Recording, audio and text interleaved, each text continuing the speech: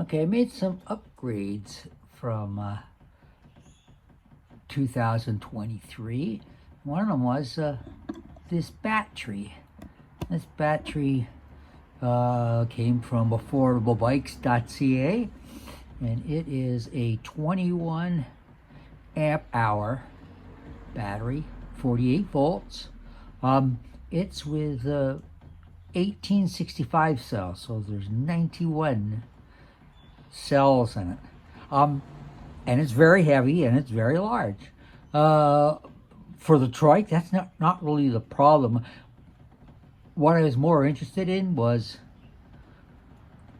amps per dollars. And this was the best bang for the amps per dollar.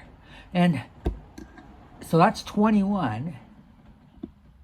And this one here, I'm replacing it, is 14. Now this one is made with 2170 cells, and it's 14 amps and 48 volts. But I have ambitions to do a very long trip, about 160K, and I think I might need a little bit more than the 14.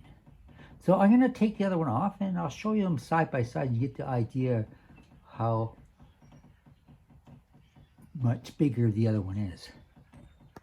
Okay, there's two batteries. 14's in the front and the 21 amp is in the back. I'll stick one on top of the other one, you get a better idea.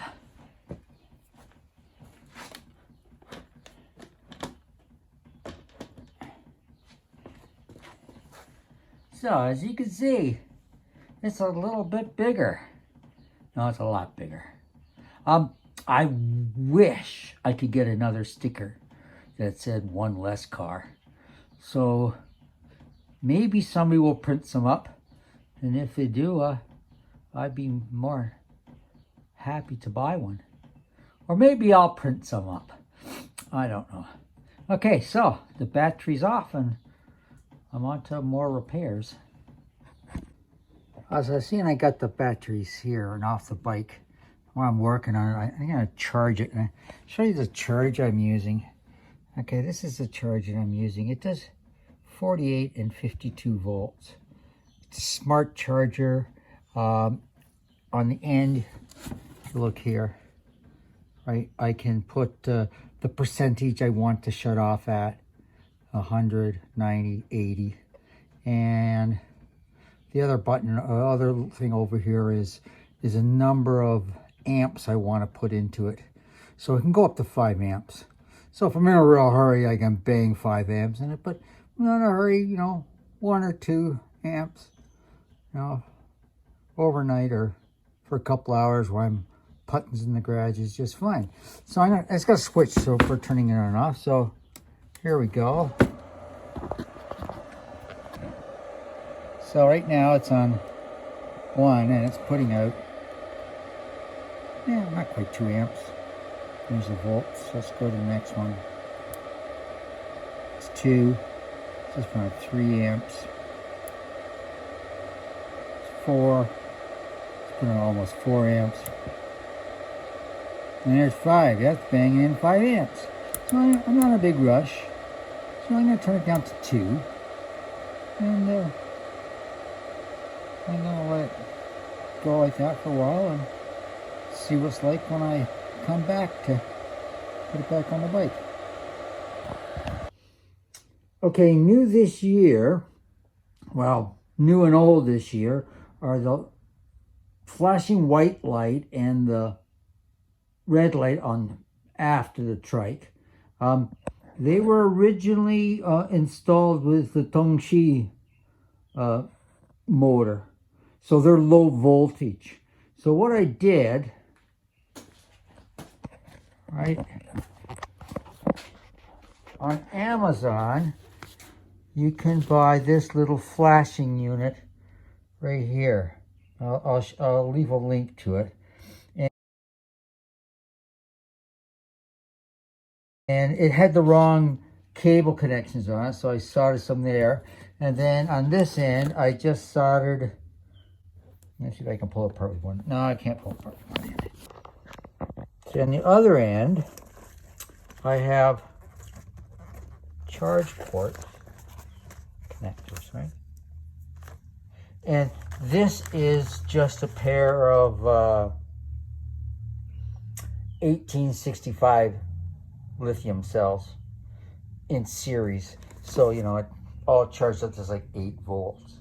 And it's fine. One of the reasons I wanted to do this is because I'm trying to find the efficiency of the motor using this CA3, which is new this year, because this reads the amps and the watts going through the motor, because it's actually has a shunt. Let's see if I can, well, it's underneath here. There's a shunt. It's linked in between the battery and the motor. So it's reading the exact amps. Now, if I can show you here, so if I turn the DM02 on, you'll see all of a sudden it goes up to 2 watts. So the DM02 is drawing 2 watts. This antiquated display is giving far more information and usable information and readable information than this is. For my purposes, this is not good enough for me. I'm using this all the time. I put sunglasses on, I can't see this.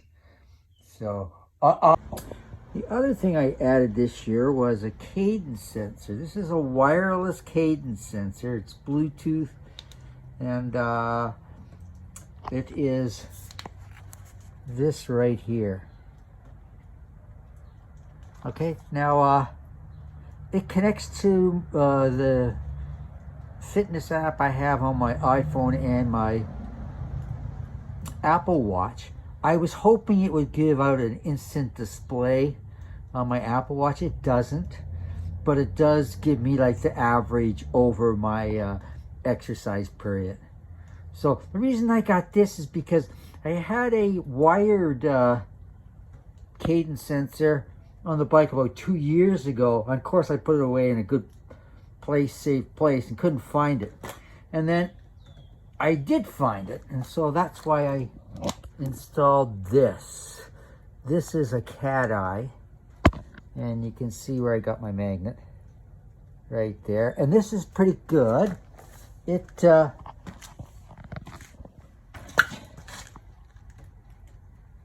right there. And the cadence is at the, excuse my finger, the cadence is at the top. Where's my finger? Okay, there it is.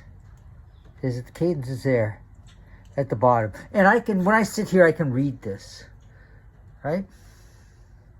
So that's 2 other things I've upgraded this year. Okay, one of the things I want to revisit this season, now I have the CA3 to monitor the battery use. I want to get a better idea and compare the Tongxi here, which is already, I have it already mounted on a boom. It's all wiring. I think all I have to connect up is the power, the speed sensor, and I have an extension for the remote that goes under the handlebars.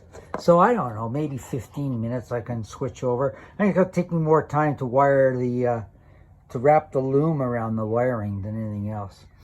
Okay, so like, yeah, there are 2 booms. It's just gonna pop the one on and the other one on. So what I like about this display, this is a C860, I think, or 860C, I can't remember which one. But the size of it, I can have that down in between my feet, and I can sit in my seat and I can still read all the numbers. Okay, now I'll compare it.